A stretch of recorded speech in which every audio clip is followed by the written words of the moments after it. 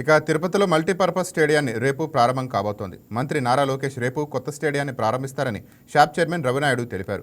పాదయాత్రలో విద్యార్థులకు లోకేష్ హామీ ఇచ్చిన విధంగా తిరుపతిలో క్రికెట్ స్టేడియం నిర్మించామని గుర్తు చేశారు. రంజీ టోర్నమెంట్ ఆడే విధంగా ఏర్పాటు చేశామన్న రవినాయుడు ఇదే గ్రౌండ్లో వాలీబాల్, కబడ్డీ, ఖోఖో వంటి క్రీడలు పిల్లలకు శిక్షణ ఇచ్చే ఏర్పాట్లు చేసినట్టు వివరించారు. తిరుపతి నగరాన్ని క్రీడా హబ్గా తీర్చిదిద్దాలని కృషి చేస్తున్నామని రవినాయుడు తెలిపారు. వచ్చే ఏడాది స్పోర్ట్స్ ఫెస్టివల్ నిర్వహణకు సన్నాహాలు చేస్తున్నట్టు ఆయన తెలిపారు.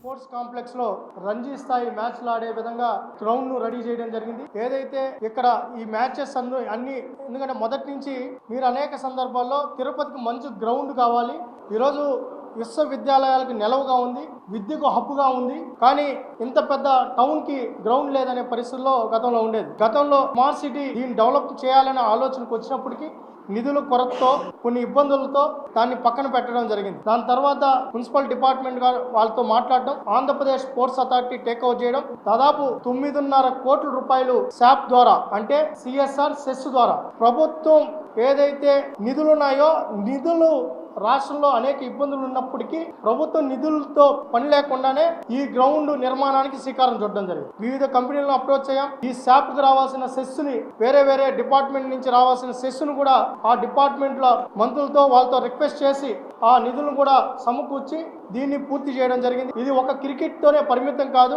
Kabaddi, kho kho, volleyball, ball badminton, archery games ను ఇక్కడ ఆడుకునే విధంగా దానికి కోర్స్ కూడా రెడీ చేయడం జరిగింది. దాంతో పాటు పిల్లల్ని ఇక్కడ ఏదైతే కిడ్స్ ని ట్రైన్ చేయడానికి అకాడమీని కూడా ఇక్కడ నుంచే రన్ చేస్తున్నాం. వాళ్ళకు కూడా 5 టర్ఫ్లు ఏదైతే ఉందో అవి కూడా రెడీ చేయడం జరిగింది. దాంతో పాటు పేరెంట్స్ వాకింగ్ చేసే విధంగా పిల్లల్ని ఇక్కడికి తీసుకొని వచ్చిన తర్వాత వాళ్ళందరికీ కూర్చునే విధంగా వాకింగ్ కూడా ట్రాక్ రెడీ చేయడం జరిగింది. మీరు ఒక్కసారి గుర్తు చేసుకుంటే ఇదే ప్రాంతంలో యువనేత నారా లోకేష్ గారు పాదయాత్ర జరుగుతున్న టైంలో ఒక స్టూడెంట్ క్వశ్చన్ వేశారు, ఇక్కడికి ఒక మంచి గ్రౌండ్ లేదు, గ్రాస్ గ్రౌండ్ లేదు, ఆడుకునే పరిస్థితి లేదు, మీరు గ్రౌండ్ నిర్మాణం చేస్తారా అని అడిగారు. ఆ రోజు లోకేష్ గారు ఒక మాట ఇచ్చారు, మేము అధికారంలోకి వస్తానే, కూటమి అధికారంలోకి వస్తానే స్పోర్ట్స్ మీద ప్రత్యేక దృష్టి సారిస్తాం, దాంతో పాటు తిరుపతిలో కూడా బెస్ట్ ఇన్ఫ్రాస్ట్రక్చర్ ఇవ్వడానికి పనిచేస్తామని కూడా చెప్పడం జరిగింది. ఆ ప్రామిస్ ఏదైతే ఉందో ఆ ప్రామిస్ కూడా ఇక్కడ ఫుల్ఫిల్ చేయడం జరిగింది. ఇది ఒకటి. దీంతో పాటు రెండవది, మన కూతవేటు దూరంలో ఉన్న చంద్రబాబు నాయుడు గారు చదువుకున్న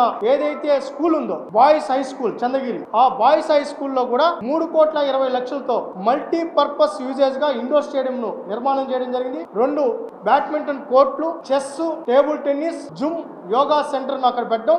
అదే విధంగా ఒకప్పుడు చంద్రగిరి హాకీకి హబ్బుగా ఉండేది, ఖేలో ఇండియా సెంటర్ కూడా ఉండేది. అక్కడే రజనీ గారు 2 టైమ్స్ ఒలింపిక్ పార్టిసిపేషన్ చేసిన రజనీ గారు అక్కడే ట్రైన్ అయ్యి ఒలింపిక్ స్థాయికి వెళ్ళడం జరిగింది. దాంతో పాటు అక్కడే గౌరవ మాజీ శాసనసభ్యులు స్వర్గీయ నారా రామ్మూర్తి నాయుడు గారు కూడా ఆ స్కూల్లో చదువుతో పాటు ఆల్ ఇండియా కబడ్డీ చైర్మన్ గా అక్కడే ఉమెన్ కబడ్డీ లీగ్ కూడా పెట్టడం జరిగింది. First time women kabaddi league పెట్టడం జరిగింది. ఆయన హయాంలోనే ఉమెన్ వరల్డ్ కప్ కూడా తీసుకొని రావడం జరిగింది. ఆయన గౌరవార్థం సంఘాలు, క్రీడా సంఘాలు కోరిక మేరకు కబడ్డీ అసోసియేషన్ ఫెడరేషన్ కోరిక మేరకు స్పోర్ట్స్ ప్రమోటర్ గా పనిచేసిన రామ్మూర్తి నాయుడు గారి పేరు మీద ఆ స్టేడియం నామకరణం కూడా చేయడం జరిగింది.